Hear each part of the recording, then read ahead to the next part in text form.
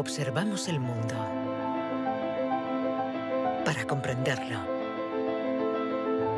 y para poder evolucionar. La inteligencia nos ha permitido forjar herramientas para comprender lo pequeño y lo infinitamente grande.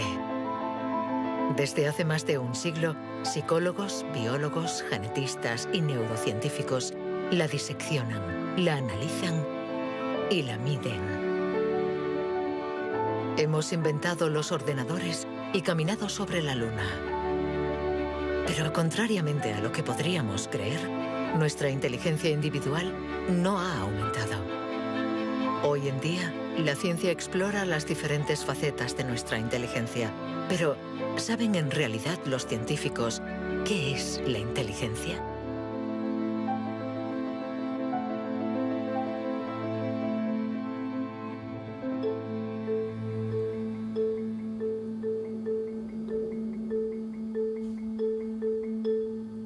Inteligencia es relacionar. Unir elementos diferentes para hallar soluciones. Para entenderla, hay que conseguir dividirla y aislar todos sus componentes. Los investigadores estudian sus diferentes facetas.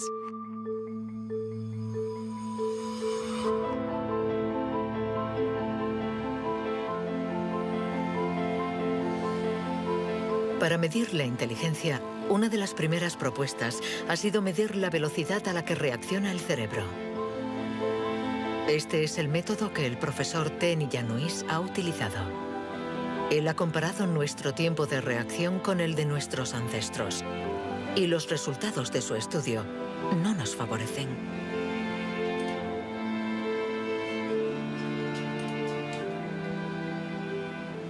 Para medir el tiempo de reacción, mostramos a una persona una luz sobre una pantalla y esta, pulsando un botón lo más rápido posible, debe decir si la luz aparece a la derecha o a la izquierda. No es un acto reflejo, sino una información simple que nuestro cerebro debe procesar. Estos estudios sobre el tiempo de reacción son muy antiguos. Muchos de ellos los llevó a cabo Francis Galton, primo de Charles Darwin, entre 1860 y 1880 en Gran Bretaña. Galton hizo pruebas a muchos miles de personas representativas de la población de la época. La gente tenía entonces un tiempo de reacción muy rápido. Nosotros hemos buscado estudios comparables que hubieran sido hechos durante los últimos 120 años y hemos encontrado unos 15. Al compararlos, hemos podido comprobar que durante los últimos 150 años la gente se ha hecho cada vez más y más lenta. Para el profesor Ten Iannuis, inteligencia es velocidad. Y nuestro cerebro invierte como media 50 milisegundos más que el de nuestros bisabuelos a la hora de procesar una información simple. 50 milisegundos más puede sonar como un algo ridículamente breve. Pero si pensamos en las miles y miles de decisiones que debemos tomar cada día, y somos un poco más lentos en cada decisión, esto puede tener consecuencias muy, muy importantes.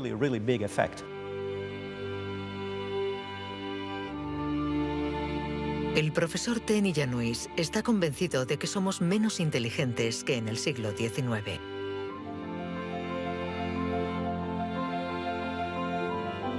Y la prueba está en la increíble capacidad de invención de este periodo, marcado por una explosión de las innovaciones, de la creatividad, de las ideas. En el siglo XIX hubo muchas innovaciones fantásticas. Hay estudios que muestran que el número de inventos por habitante era 4 veces mayor que hoy en día. El profesor Ten Iannuis piensa que nuestra inteligencia está en declive desde hace por lo menos 150 años. Pero en el siglo XIX, Sir Francis Galton ya pensaba que los ingleses eran bastante menos inteligentes que los griegos de la antigüedad, donde no faltaban las mentes brillantes. Entonces, y los predecesores de los griegos, los hombres prehistóricos. Es extremadamente difícil medir su inteligencia. Sin embargo, en el Instituto Max Planck de Leipzig intentan responder a esta pregunta reconstruyendo el cerebro de nuestros antepasados de la prehistoria.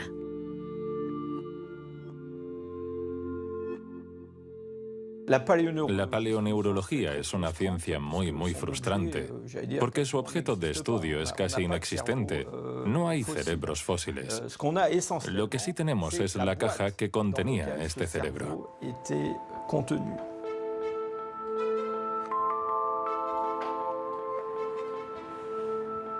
Al comparar nuestro cerebro con el del hombre prehistórico, los científicos han encontrado diferencias no solo en la forma, sino también en el tamaño.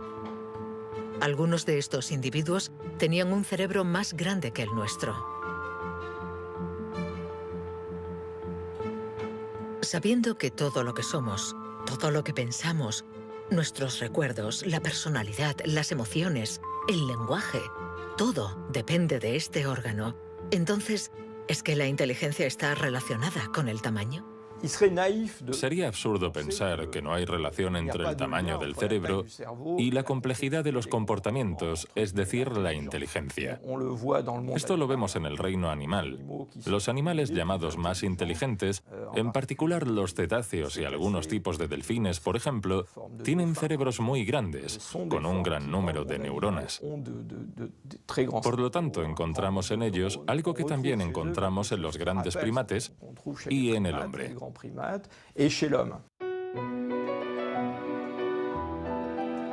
La evolución hizo crecer el tamaño de nuestro cerebro durante 2 millones de años, hasta alcanzar su máximo hace unos 15.000 años. El hombre de Cro-Magnon, que pintó en la cueva de Lascaux hace unos 17.000 años, era un Homo sapiens como nosotros. Pero de todos los Homo sapiens, este era el que tenía el cerebro más grande. El tamaño de nuestro cerebro ha disminuido en comparación con el de este antepasado. Y según algunos investigadores, somos menos inteligentes que él. Pero esta teoría no es compartida por todos. Yo no creo que haya una inteligencia que se pueda medir con una regla y decir que nuestro reciente antepasado era igual o más o menos inteligente. El hombre de Cro-Magnon tenía la inteligencia que necesitaba para sobrevivir en su mundo, pero no para trabajar en un banco. Si viajásemos 25.000 años atrás en nuestra máquina del tiempo para traer al presente al hombre de Cro-Magnon, sin duda se adaptaría al mundo en el que va a tener que vivir. Historically, you guys have struggled to adapt. Yeah, right. Walking upright, discovering fire, inventing the wheel, laying the foundation for all mankind. You're right. Good point. Sorry we couldn't get that to you sooner. Connie, your reaction? We live in a society where the individual ego and the group dynamic are in constant struggle. Response? Yeah, I have a response. What? ¿Más inteligente? ¿Menos inteligente? Cuando intentamos medir la inteligencia, todo se complica.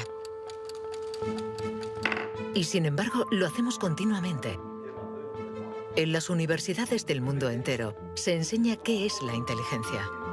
Y todos nosotros, sin ser especialistas, la medimos cada día.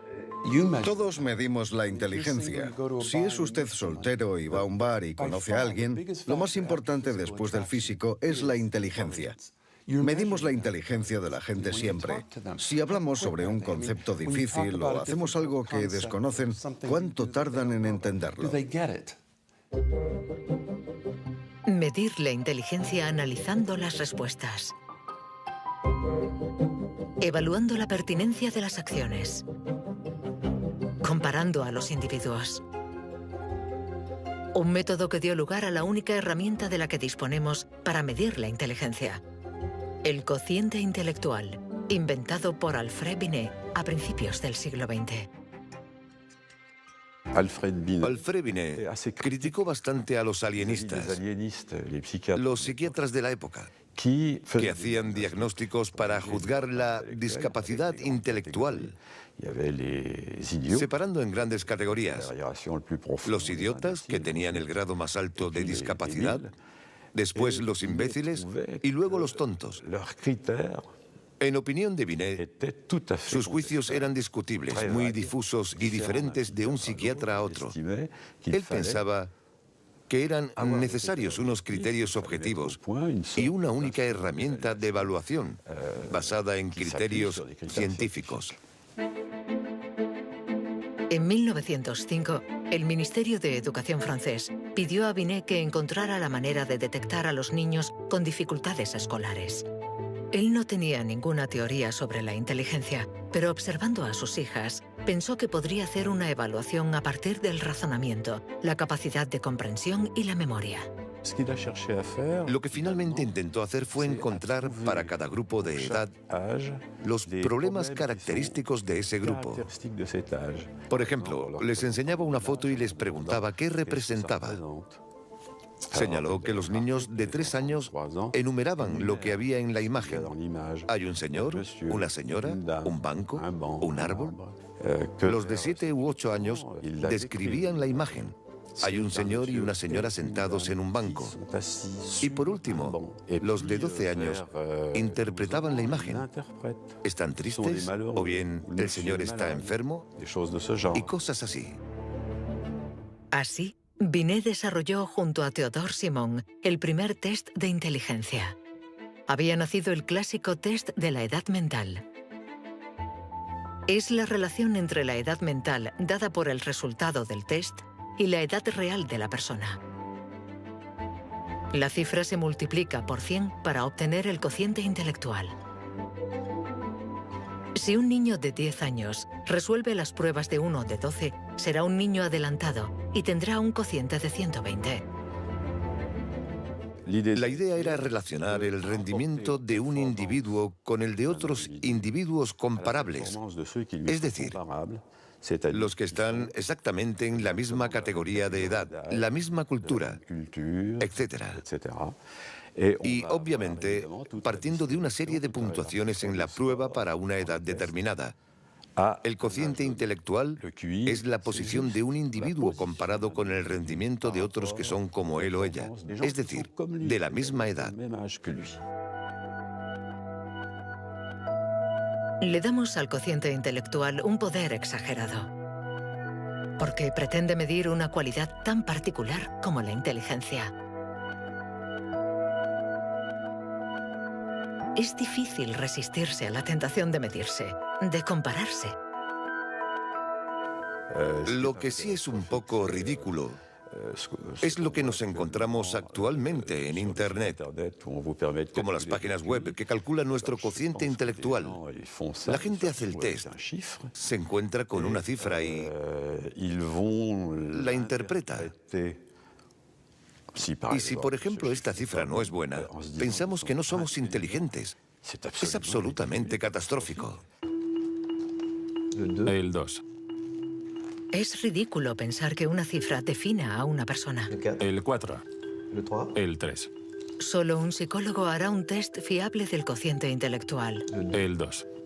Ya que debemos saber cómo interpretarlo en relación con el pasado del individuo, su presente El 2 y el 3. y su personalidad. Este cociente mide la inteligencia. Compara a las personas. Pero ¿nos permite saber si nuestra inteligencia ha evolucionado desde que Binet lo inventó hace más de un siglo? ¿Obtenemos mejores resultados en el test hoy?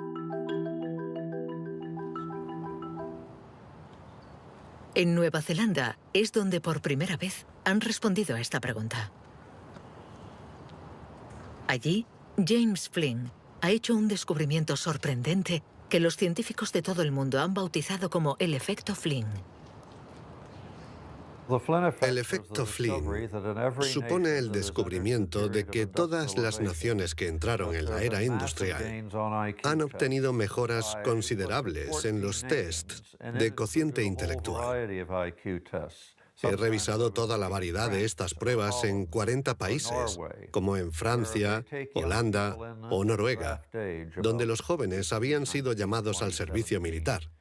Se les ha dado cada año exactamente el mismo test, y las mejoras son muy evidentes. Hace 1 o 2 generaciones, la gente obtenía una media de 30 respuestas sobre 60. Hoy obtienen 45.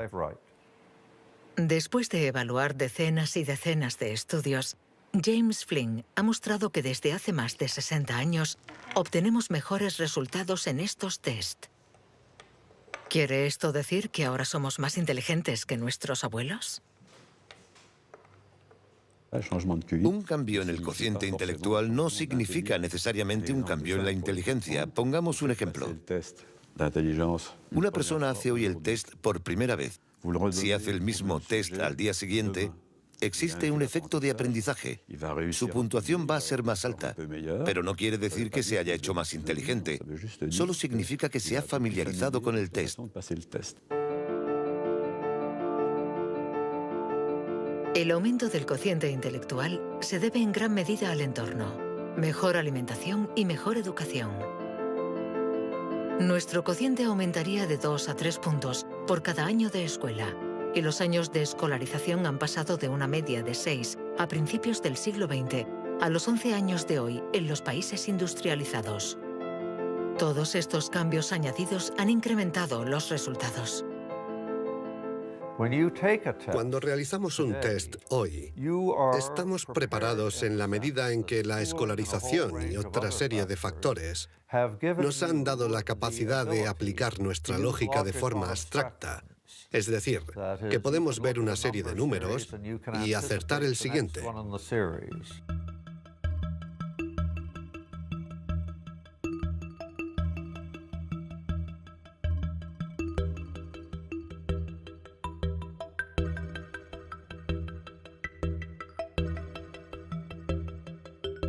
En cuanto a la inteligencia, no hay que fiarse de las apariencias.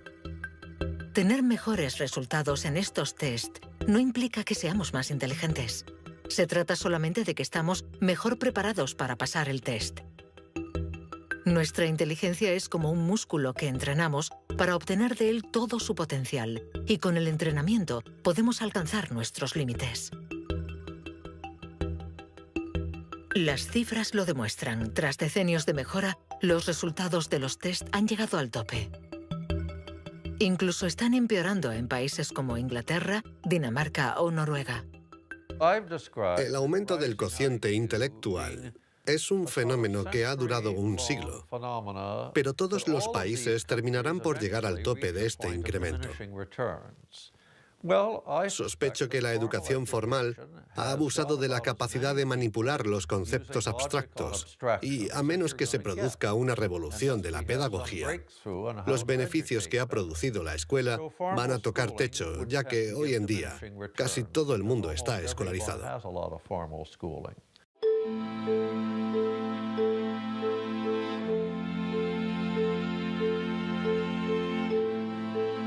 Un cociente estancado. Cerebros cada vez más lentos y más pequeños. ¿Dónde está nuestra inteligencia?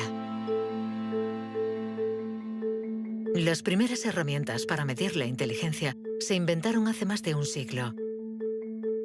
Y todavía estamos influenciados por las teorías de Sir Francis Galton y Alfred Binet.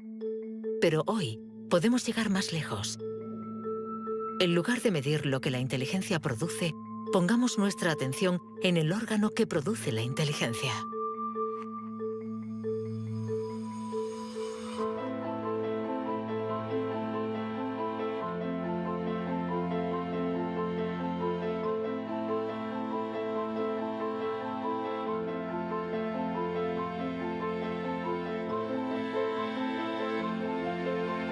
Richard Heyer es psicólogo y neurocientífico en la Universidad Irvine de California.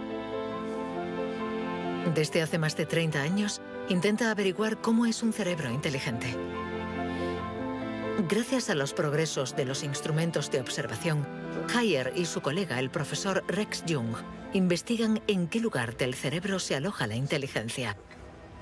Veamos el cerebro de Richard Hayer. Vemos un bonito cerebro.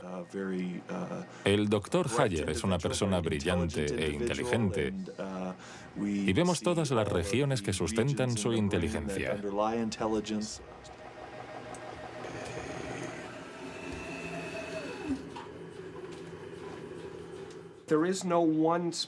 No existe ninguna zona en el cerebro a la que podamos llamar centro de inteligencia. Se pensaba que había un centro de inteligencia en la parte frontal, pero las investigaciones han demostrado que cuando resolvemos problemas de inteligencia en el interior de un escáner, la comunicación bidireccional entre la parte frontal y la parte posterior es muy importante mientras efectuamos la operación. El profesor Hayer es uno de los pioneros en la utilización de modernas técnicas de neuroimagen. Su primer estudio data de 1988. Hasta entonces, nadie había utilizado estas herramientas para investigar la inteligencia.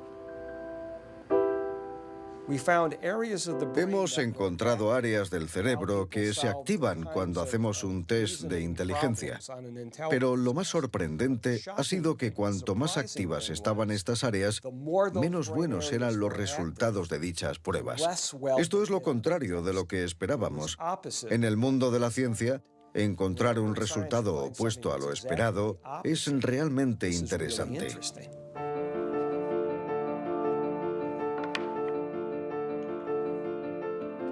Un cerebro inteligente no es un cerebro que funciona más, sino todo lo contrario. Es un cerebro que funciona menos. Esto es lo que llamamos neuroeficacia. Ser inteligente consiste en resolver un problema con el mínimo esfuerzo.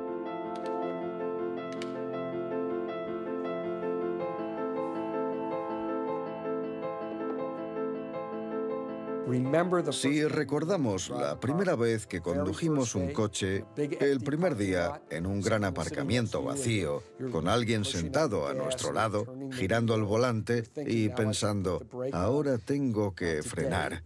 Sin embargo, hoy conducimos en medio del tráfico de una ciudad desconocida y aún así podemos charlar con los acompañantes, porque nuestro cerebro es ahora mucho más eficaz. Por lo tanto, un alto nivel de inteligencia no está necesariamente ligado a un cerebro que trabaja más, sino a una transmisión más eficaz de la información entre las zonas importantes del cerebro. Cuando se piensa en un proceso tan complejo como la inteligencia, debemos imaginar que el cerebro es como una orquesta con distintas secciones. Pero el verdadero misterio está en cómo interactúan estas secciones, porque, como sabemos, esta orquesta no tiene director. Si el cerebro es una orquesta, entonces la inteligencia es la música.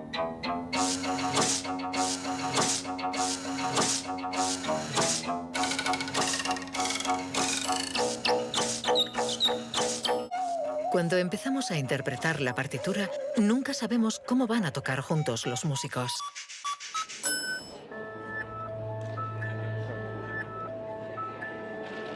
En la Universidad de la Sorbona, el profesor Olivier Houdet busca un director para esta orquesta. Para encontrarlo, mide la actividad eléctrica del cerebro mientras los niños resuelven problemas. Lo que le interesa es lo que él mismo llama bugs de inteligencia.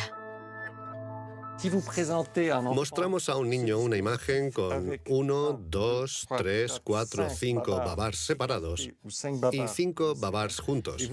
Y le preguntamos si hay el mismo número de babars en la parte de arriba y en la de abajo. Hasta los 7 u 8 años, todos los niños del mundo responderían, hay más arriba, porque la imagen es más larga. El cerebro de los niños es fácil de engañar por la inteligencia visioespacial, según la cual longitud es igual a número. Esto significa que tenemos caminos neuronales distintos para resolver una misma tarea.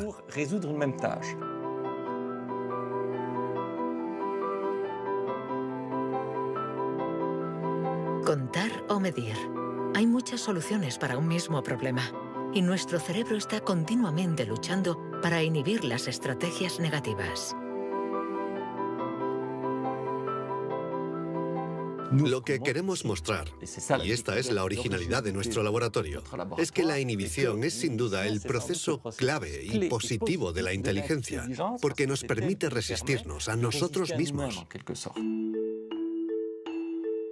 Resistirnos a nosotros mismos es aprender a controlar las interferencias que perturban a nuestra inteligencia. El test de Stroop es uno de los métodos de observación de estas interferencias. Consiste en decir el color de una palabra sin leerla.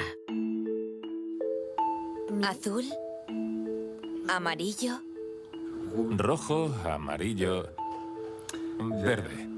¿Rojo, verde? ¿Verde? ¿Rojo?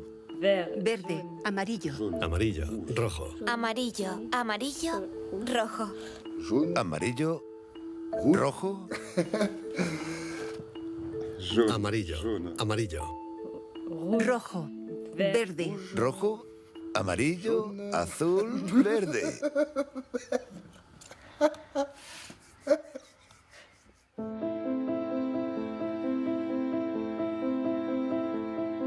Para resolver un problema usamos diferentes regiones del cerebro unidas entre sí, pero que a veces entran en competencia. Pero ¿cómo se comunican las diferentes regiones? Este tema le interesa al profesor Douglas Fields, del Instituto Nacional de la Salud de Washington. El cerebro está hecho de dos clases de tejidos, materia blanca y materia gris. Todos hemos oído hablar de la materia gris, que es donde se encuentran las neuronas, en la superficie del cerebro. Pero debajo hay miles de conexiones, de cables, de axones que conectan las neuronas formando circuitos. Y es de color blanco porque estos axones están aislados por una membrana celular llamada mielina.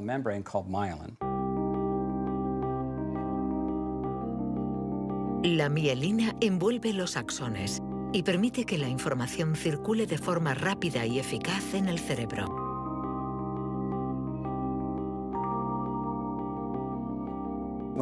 Cuando nace un niño, su cerebro no está maduro. Sus funciones son mínimas. Un bebé no puede hacer casi nada. No puede alimentarse, su visión es muy limitada, no puede andar ni sujetar su cabeza. Esto se debe a que nuestro cerebro está siendo permanentemente moldeado por el entorno. Y una de las cosas más interesantes respecto a la mielina es que se forma después de nacer. La mielina es esencial para que la información circule de forma eficaz por el cerebro. Es esencial para nuestra inteligencia. Pero en la actualidad, la formación de la mielina está alterada. Barbara Demnex, endocrinóloga del Museo de Historia Natural de París, estudia cómo nuestra inteligencia está amenazada por uno de los azotes del siglo XXI. La contaminación. En cualquier parte del mundo donde vivas, estarás expuesto a ciertas sustancias químicas que interfieren en el funcionamiento de la hormona tiroidea. Esta es la hormona producida por la glándula tiroides que está en la base del cuello. Es necesaria para el desarrollo del cerebro desde las primeras etapas del feto hasta una edad más avanzada como la mía, para asegurar el mantenimiento de las funciones mentales, incluida la mielinización. La Autoridad Europea de Seguridad Alimentaria ha analizado 297 pesticidas. Entre ellos, más de 100 afectan al funcionamiento de la hormona tiroidea, como el bisfenol A, el PCB y los productos ignífugos. Productos químicos con los que estamos en contacto a diario. El equipo de Barbara Demnex ha demostrado que estos productos bloquean los receptores específicos de la hormona tiroidea de cada una de las células cerebrales, y los efectos son considerables. Hay una evidencia sólida. Los científicos hemos observado los niveles de exposición en las madres. Se han comparado diferentes niveles de exposición y hemos visto que los niveles más elevados estaban asociados a una pérdida de 5 a 6 puntos de cociente intelectual en sus hijos. Cierto es que la mayoría de nosotros no percibimos la diferencia, pero es evidente que 5 puntos menos de cociente intelectual pueden suponer una gran diferencia en cuanto al éxito escolar o al éxito en la vida. Y saberlo puede ser muy preocupante para los padres.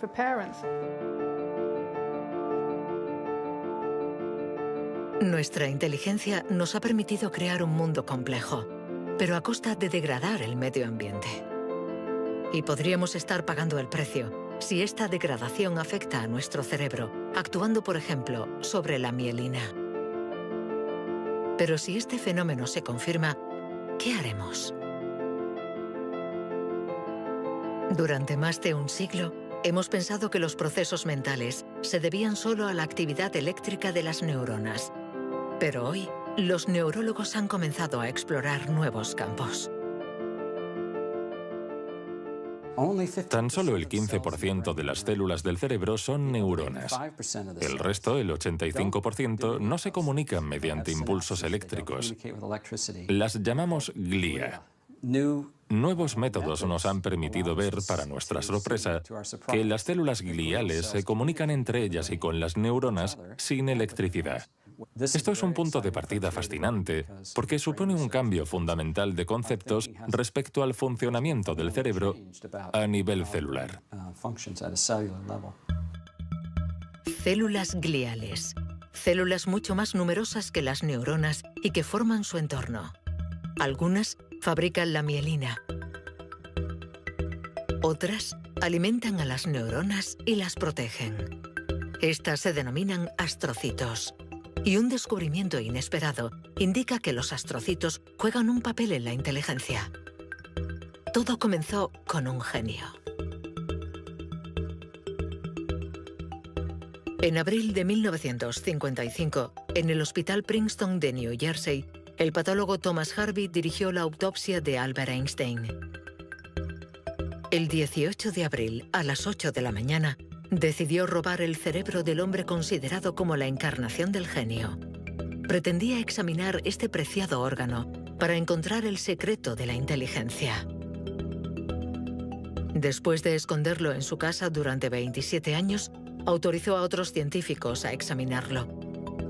Estos descubrieron en el cerebro de Einstein lo que podría ser el secreto de su inteligencia. El cerebro de Albert Einstein fue examinado para ver qué era lo que lo hacía más inteligente, y no pudieron encontrar ninguna diferencia en el número de neuronas ni en el tamaño. No había nada, excepto que su cerebro tenía más astrocitos. Esto llamó la atención de mucha gente sobre el papel de los astrocitos en la inteligencia.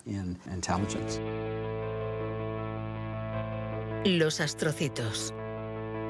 Células gliales identificadas hace más de un siglo. Aunque en los últimos años, los científicos han comprendido que su función no era mucho más compleja de lo que imaginaban.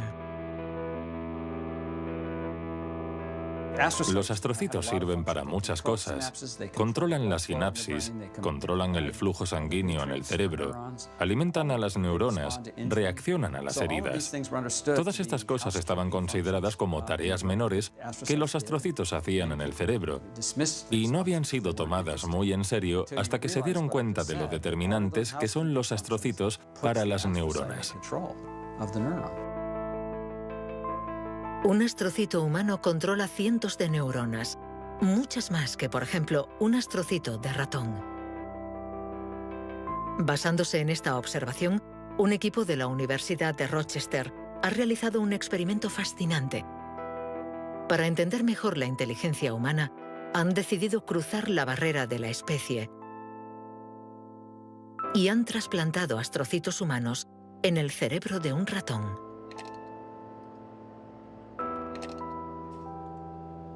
Hemos trasplantado astrocitos humanos en ratones y el trasplante invadió literalmente todo su cerebro. Cuando lo revisamos un mes después, pudimos ver que allí donde habíamos realizado el injerto, este ocupaba un lugar discreto. Un año más tarde, todo el cerebro se había injertado a sí mismo. Todas sus células habían sido literalmente reemplazadas por células humanas. Y nos dimos cuenta de que estos ratones tenían más memoria y más capacidad de aprendizaje que los no injertados. Para comprobar las capacidades de los ratones con el cerebro modificado, los metieron en un laberinto. ¿Resultado? Los injertados encontraron la salida 2 veces más rápido que los no injertados. Este experimento no deja lugar a dudas. Los astrocitos favorecen la memoria y el aprendizaje. Juegan un papel clave en nuestra inteligencia.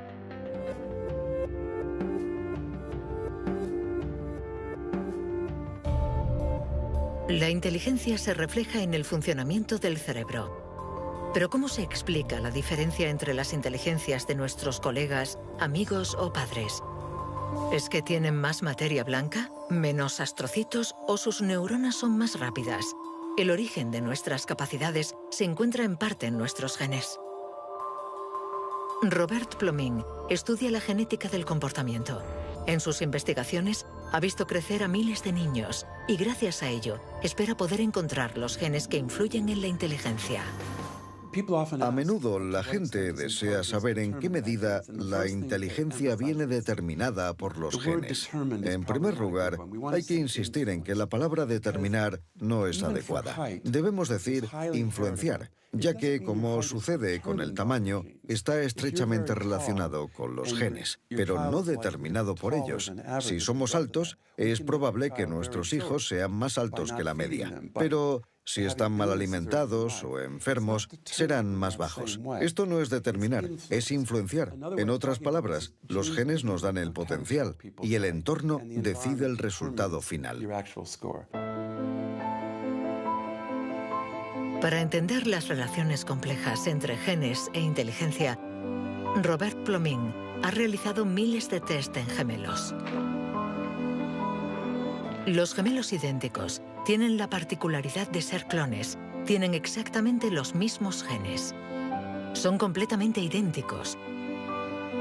Mismo pelo, mismos ojos, pero ¿tienen los mismos resultados en los test de inteligencia?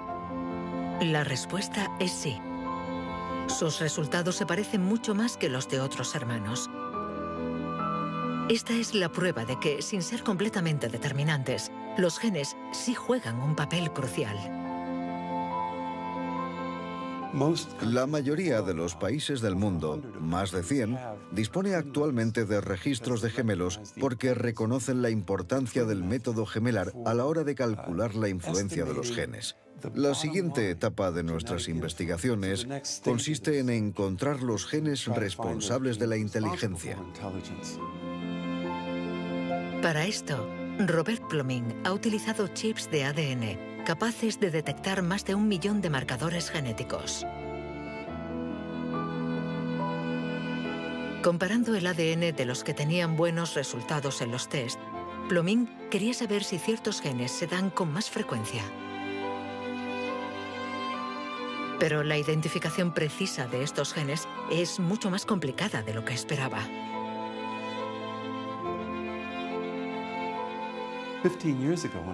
Hace 15 años, cuando comencé a buscar los genes de la inteligencia, nadie imaginaba que sería una tarea tan difícil. Pudimos identificar más de 300 genes que influyen sobre la inteligencia. El problema era que habíamos estudiado solo el 1%.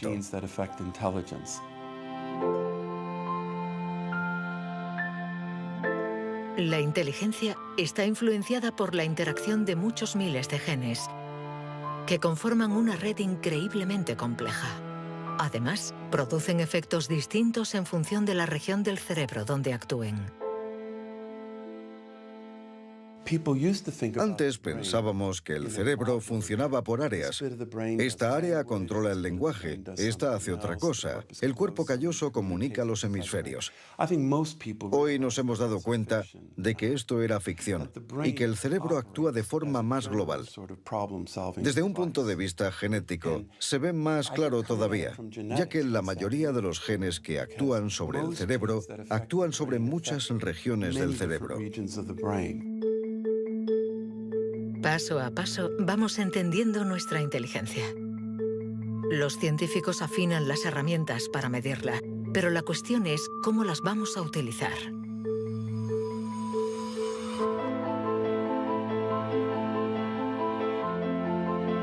La inteligencia es lo que mejor predice nuestro nivel de estudios o nuestro empleo. Por lo tanto, hablar de la inteligencia es delicado, ya que tendemos a valorar, clasificar y jerarquizar, con el riesgo a equivocarnos que conlleva. El error de razonamiento está en considerar que la inteligencia puede ser esencialmente hereditaria. Y esto nos ha llevado a divagaciones, en mi opinión, total y absolutamente ridículas. Por ejemplo, en 1924, creo, se votó en Estados Unidos una ley que restringía la inmigración mediante cupos, porque en los test daban resultados menos buenos. Y se suponía que los inmigrantes eran hereditariamente menos inteligentes. Se limitó, pues, su entrada al país para evitar un descenso en la media. Como sabemos, entraban por la isla de Ellis, frente a Nueva York, donde muchos de ellos eran devueltos, sobre todo aquellos que se anticiparon al auge del nazismo. Pienso especialmente en los judíos de Europa del Este que fueron expulsados por razones absolutamente estúpidas. Durante mucho tiempo, creímos que nuestro origen era determinante y que nuestra herencia controlaba nuestras vidas. Después, por suerte, la ciencia ha abandonado esta visión determinista.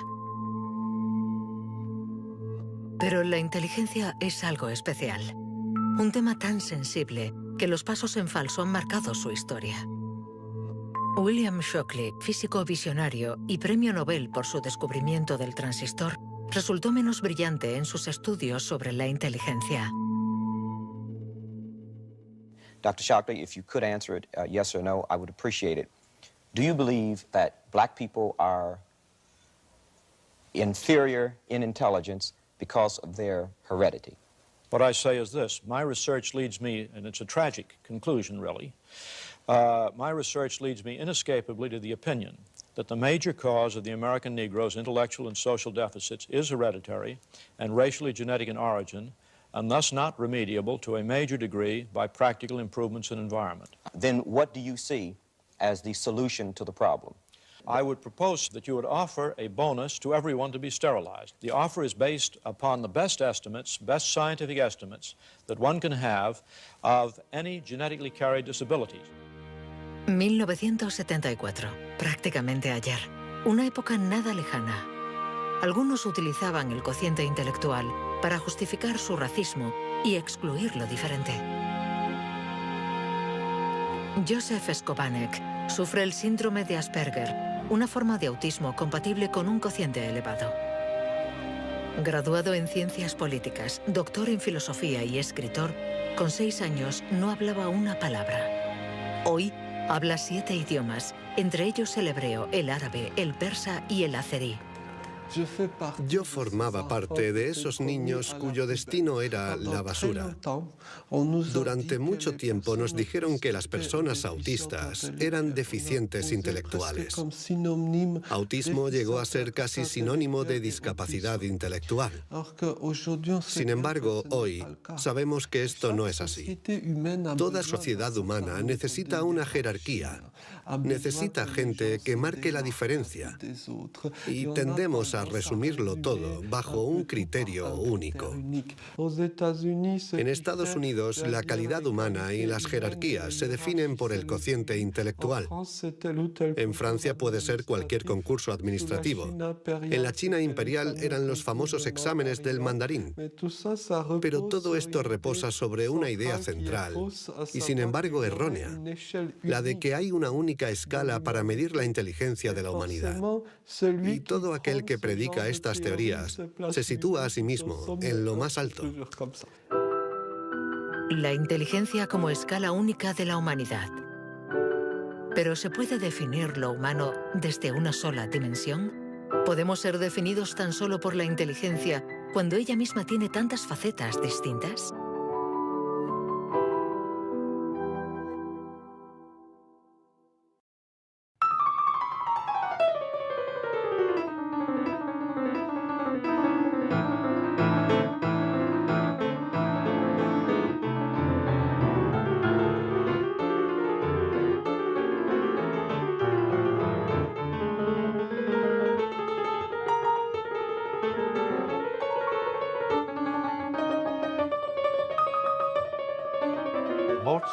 Nos han dicho siempre que Mozart podía tener en la mente una sinfonía entera. Cuando escuchamos una sinfonía, debemos seguirla a medida que se desarrolla en el tiempo. Sin embargo, él la veía en su totalidad. Viene a ser la clase de complejidad mental de un matemático cuando tiene en mente 7 u 8 fórmulas y conoce todas las conexiones posibles entre ellas. Pero siempre podemos argumentar. ¿La inteligencia musical es inteligencia? No importa. Lo que importa es que existe y que aquellos que la poseen no tienen necesariamente un cociente intelectual elevado.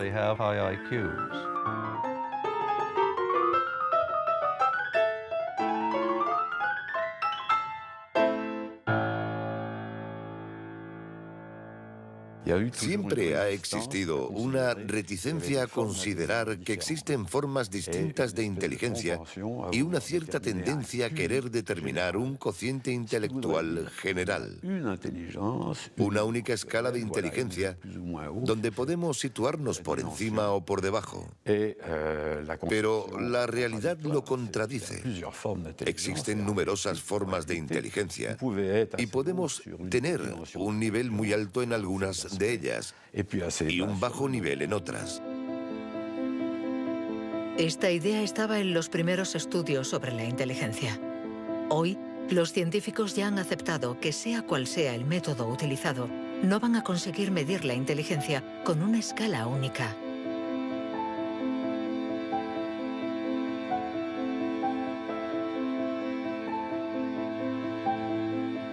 En la Universidad de Nuevo México, el profesor Rex Jung está convencido de que para resolver cualquier tipo de problema usamos distintos tipos de razonamiento. Y lo que llamamos inteligencia no es sino uno más de ellos. Creo que la creatividad es otro modelo de funcionamiento del cerebro y lo que intento averiguar es si es diferente a la inteligencia o similar. ¿Estamos hablando de lo mismo o de algo distinto? Y he llegado a la conclusión de que la creatividad es un proceso de razonamiento básicamente diferente.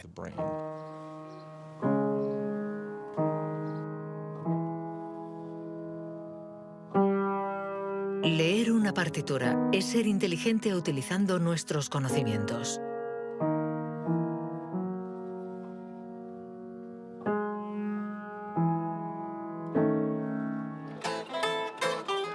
Improvisar es ser inteligente inventando y siendo creativo.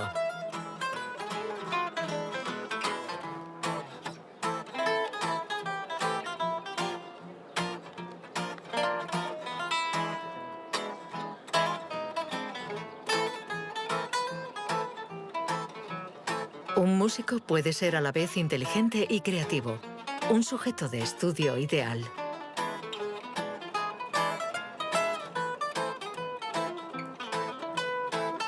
El profesor Jung ha estudiado numerosos cerebros para saber cómo pueden coexistir inteligencia y creatividad. Trabajo sobre la hipótesis de que son complementarias y que hay dos redes diferentes en el cerebro que cooperan para permitirnos razonar. Una es un tipo de razonamiento inteligente y la otra un tipo de razonamiento creativo. Y las dos son extremadamente importantes.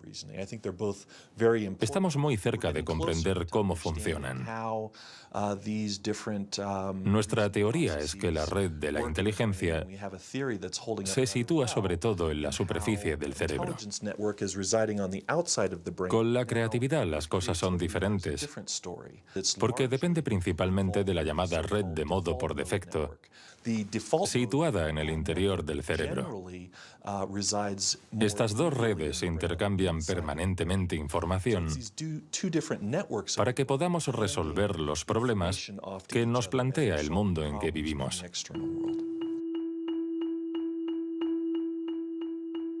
Todos hemos experimentado esa sensación de una idea que surge de no se sabe dónde con la fuerza de la evidencia. Lo que nos revelan los neurocientíficos es que la forma de razonamiento inventivo-creativo es una única forma de razonamiento. ¿Podemos ser inteligentes sin ser creativos? ¿O creativos sin ser inteligentes? ¿Esta cuestión tiene sentido? Para evolucionar de forma inteligente, ¿no necesitamos todos los recursos de nuestra mente? No podemos ser creativos, por ejemplo, en física, si solo tenemos formación en física.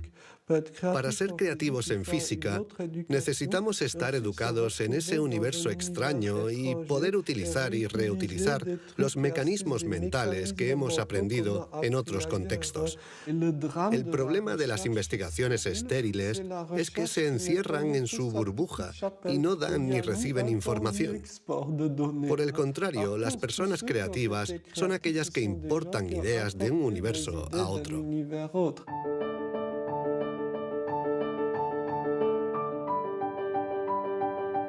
Los hilos se tejen.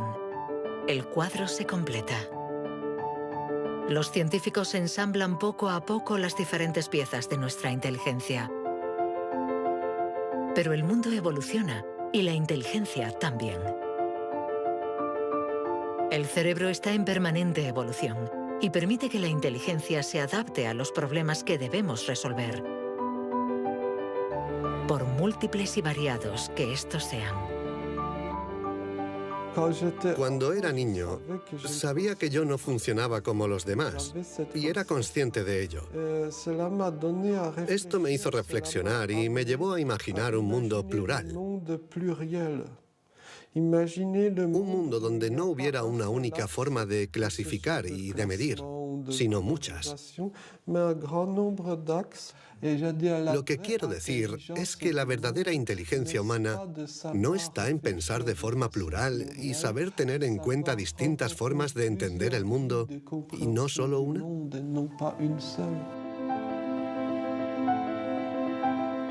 El papel de la ciencia no debe ser el de decir si somos más o menos inteligentes que nuestros vecinos o que nuestros antepasados, sino el de ayudarnos a entender cómo funciona nuestro cerebro. Así, sabremos cuidar nuestra inteligencia y también mejorarla para tejer hilos de unión entre nosotros y la diversidad que nos rodea.